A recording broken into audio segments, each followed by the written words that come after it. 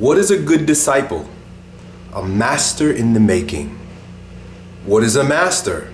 A successful disciple. Muji.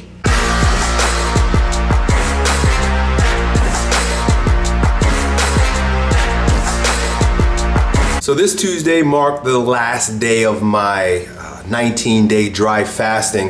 I had one more workout to do on that Tuesday, and man, I was feeling pretty run down. It was one of those days where I wanted to work out, but I wanted to make sure that the workout aided me rather than drained me.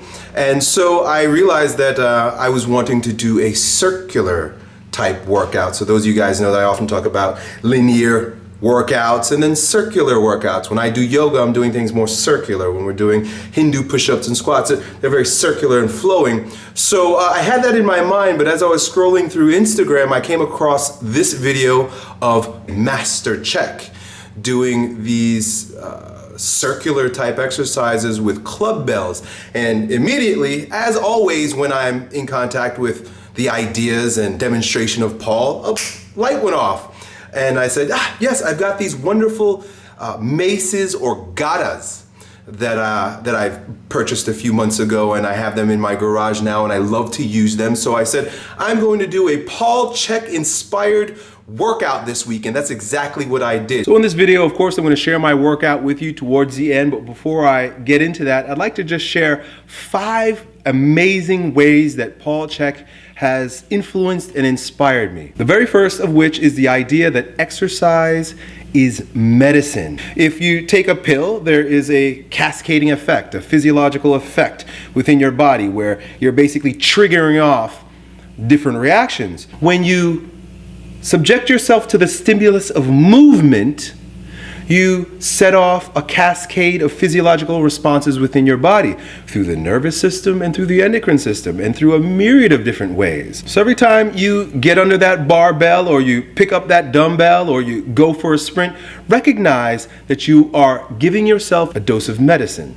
And in the same way that medicine needs to be dosed out appropriately, so does exercise. And we know this is true because if you want to build muscle, but you only do yoga, it's not the right medicine for the result that you're wanting. Exercise is medicine, and if we treat it that way, we can give ourselves the right dose to get the right result. Everything works together. I think the most profound example of this was when I was watching Paul's Flatten Your Abs Forever VHS back in 2002. And in that video, you would imagine the guy's going to talk about how to do crunches or how to exercise your bellies. He did not begin with any of that. He began with what you were eating. Most people at that particular time were thinking in terms of calories in and calories out, a mathematical equation. If you want less fat, you eat less calories.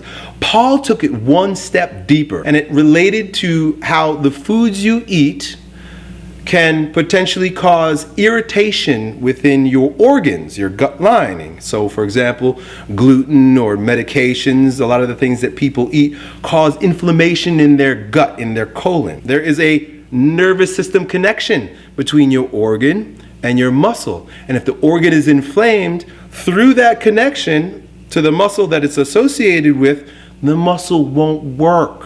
You call that viscerosomatic inhibition. So everything working together is not just about how what we put in our body affects our body, but how the things that are happening outside our body affect our body.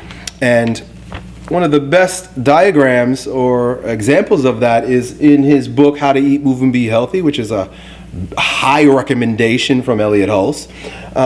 How the hormones are shifted by the positions of the sun. Your hormones, your whole body, everything changes inside you based on what's happening in the cosmos once again. Number 3, the master is also a disciple. So I remember back in 2002, 2003, I subscribed to PT on the Net. So on this website, PT on the Net, there were a myriad of different experts speaking on their area of expertise, teaching trainers how to improve their professional skills. Well, Paul did a series on how trainers should be focused on getting themselves healthy and strong, because as they get healthy and strong, they can then support their clients in getting healthy and strong. And this was kind of a reversal of things, because as is typical in society, you've got the quote unquote expert who hasn't really mastered the thing that he's trying to give people. That's why you got like fat doctors and, would you go to a dentist with rotten teeth? People go to personal trainers who are fat and out of shape. So Paul was very much interested in teaching personal trainers how to take care of themselves first. And so when I say that every master needs to be a disciple, Paul completely embodies that 100%. He doesn't just talk about these high ideas. He lives them, and he expects us as trainers or Chek practitioners to live their ideas. In order to be a master, you must be a good disciple. So number 4 is a little bit of a strange one, and I'll tell you a quick story about it before I give it to you. When I first moved down to Florida, it must have been about 2004, I wrote down all my goals. So one of the things that I wrote down as a goal was that I am going to hire Paul Chek to be my trainer, right? That was just a goal that I set for myself. I didn't know how I was going to go about it, but I realized that if I was ever going to be the master that I know I can be, I want to sit at the feet and be a disciple of a man I considered to be my master. Well, in 2014, when I started in my downward spiral towards my soul retrieving season or grieving season, I was magically invited by Paul Chek, my brother and I, to go and visit him at his office in California. And then as I was leaving, he invited me once again. He said, Elliott, I think it would be wonderful to have you as a client. You should probably consider doing some coaching with me. And to me, that was like a divine spark. That was God saying, hey, E, there it is. Go have it. Go get it. I had enough money at the time for the first time in my life to afford it. And here's Paul saying, hey, you want to join me in this? So I began working with him. We were talking a lot about, being a man in this world and what it means. And he explained to me, he says, Elliott, if you're ever going to be fully man, you must become a woman first. It took 2 injuries post Paul Chek coaching, the tearing of my bicep and the tearing of my Achilles tendon, for me to realize that every wound is a womb. And that has become one of my favorite sayings. And so in order for me to have become more yin, more feminine, a little cooler because I'm a hot dude, I was subjected to openings within my body. Severing of tendons are the wounds that allow my wounds to open so that God can place his seed of growth in me. And that's what becoming a woman is all about. It's not about, my getting a vagina or something. It's about opening up to the receptivity of life rather than fighting always against life, right? We're doing this because we're men. It won't go in. What do we do? Well, that's because we're fighting against ourselves, but if that part of ourselves opens up, boom, that yin receiving quality, our lives become that much more balanced. Every master is a disaster. It's taken me quite a few years to really accept all of the shadows within me, all the parts of myself that I've rejected and didn't want to embrace. But back when I got an opportunity to meet Paul, I was quickly alerted to the fact that this man is not perfect. And that at the time I didn't realize was an opportunity for me to be imperfect myself. I truly honor Paul as a master. There's no question about it. And in our minds, because, Jesus Christ, we've been taught that the master must be perfect, sinless, which is bullshit. It was very challenging at first to see him as a mere mortal, as a man. But it allows me now, today, to love him that much more because he has been a mirror to show me that all of my disasterness is also the gateway to my mastery. Your disastry oftentimes is the way towards your mastery. Those very things that you've been hiding from, those very wounds that I have been rejecting actually turn into the womb of mastery where mastery can grow. And so because of Paul, I have been able to see so many more masters in my life that I didn't know were there, even though they were right under my nose because I was too focused on the disaster to accept and to realize that it is that very disastry that makes this mastery everything that it is. So before I move on to the workout portion of this video, I provided some Paul Chek resources down below in the description area.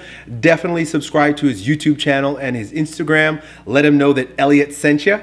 Also, you'll see some links to my top 5 favorite resources for Paul Chek. Of course, How to Eat, Move, and Be Healthy is there. And some of the courses that really blew my mind and took my expertise as a trainer, but more importantly, my ability to be my strongest self to the next level. So like I said earlier, this week's workout was a Paul Chek inspired workout. So I began with my corrective stretches. And if you've watched my videos long enough or you're familiar with the work of Paul, you know that by stretching tonic muscles prior to working out, you sort of deaden the nervous system's response to those muscles that have a tendency to take over the movement. So it's about like balancing the spokes out before you go for a bike ride. Next, I'm doing these low rope pulls. And like I said, I wanted to do a workout that was multi-directional or multi-planar. And so with this one, we're working in the frontal plane, we're working in the transverse plane. It's one of those exercises that I would lump into that circular category. Also, the single arm cable push. I learned this exercise first by studying Paul's scientific core conditioning program.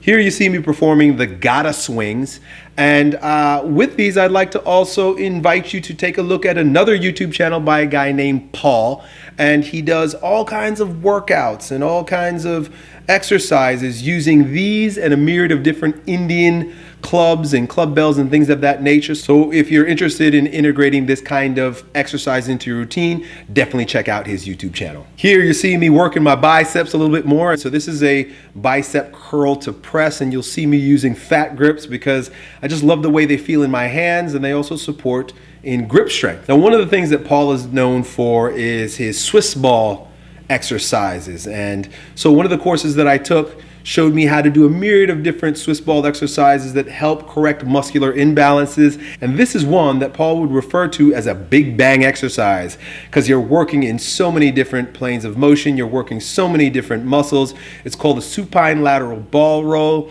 And if you're ever interested in including Swiss ball exercises in your routine in order to build more core strength or balance, this is one that you should take a look at. So that's it, guys. I hope you enjoyed my vlog for this week. I hope you enjoyed learning a little bit more about Master Chek.